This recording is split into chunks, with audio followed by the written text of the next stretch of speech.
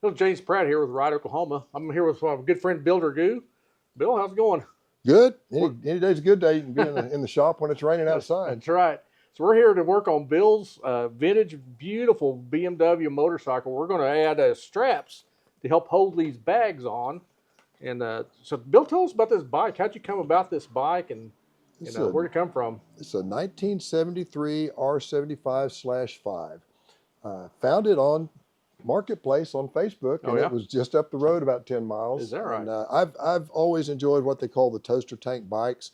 I've got a couple of old BMWs, really old ones. This is 73. I've got a 60 and a 62 R60/2. We may talk about them more at some point.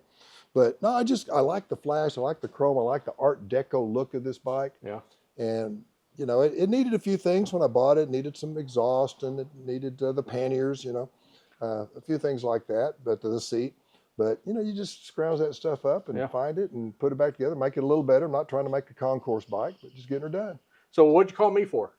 Well, I called you because I was too cheap to buy leather already made. And I found out if I spent just about, half again as much and took about 4 times as long, that you and I could do this job. Yeah, we're going to have fun. But, I mean, what are we doing? What is the job? Well, okay. The job itself it's for you and me to have fun. That's right. Exactly right. No, we've got these are old Krauser panniers, and they're great panniers from a utility perspective, but they pop off real easy. Which means if you're driving down the road, they pop off real easy. Especially if you got down the highway. Skidding down the highway, tumbling, rolling, cause liability, jump through somebody's windshield, all the bad stuff. So we're going to put a set of luggage straps on here. This is very similar to what you'd see on an old steamer trunk. Yeah. And it's a fairly popular addition to these bikes for this reason, although a lot of people use the rope. Yeah. So I want to be a little fancier than that. That's why I called you, James. I wanted the best possible rope that I could get to hold these panniers on. We could have done this in about 10 minutes. Bill could have bought one online. It would have been a lot easier. But this is way more fun. We're going to actually make one. I do a lot of leather work. I've done it since I was a kid. And we're going to actually make some straps for it. And we're going to spend about 2 or 3 hours doing what we could have done in 10 minutes. So there you go. Pretty typical. All right. So enjoy. Let's get her done.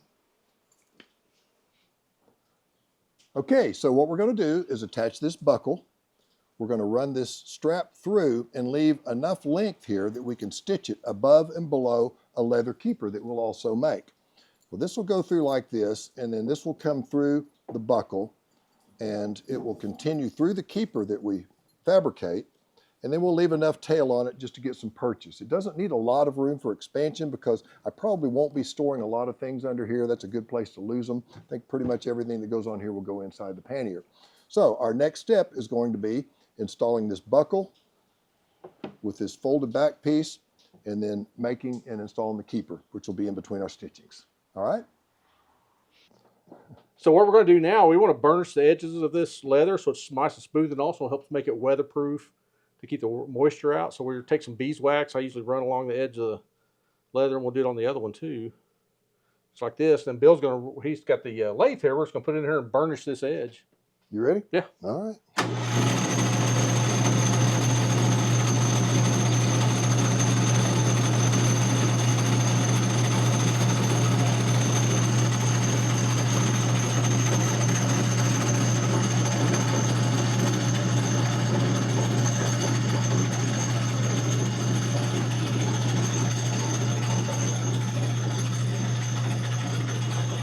That'll work. What do you think? A little more?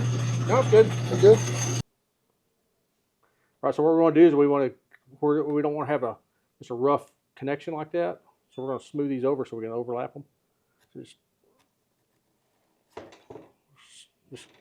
We'll do both sides of it. Just chamfering that edge down. Mm-hmm. There you go, just like that.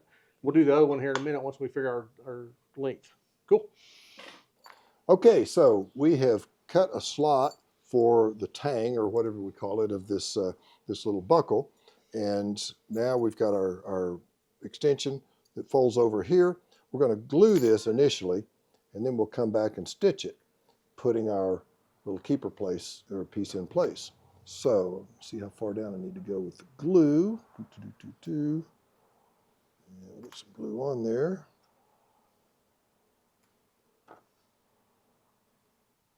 Okay, so we're now hand stitching this leather together. Showing Bill how to do that. This is really the hard way. We could have done this way easier with just using brads. But I'm starting to see a theme here, James. It'll take Everything we're doing, you're teaching me the hard way the of doing hard it. way. So we're stitching these together with just some simple saddle stitching with hand stitching. And we got the keeper.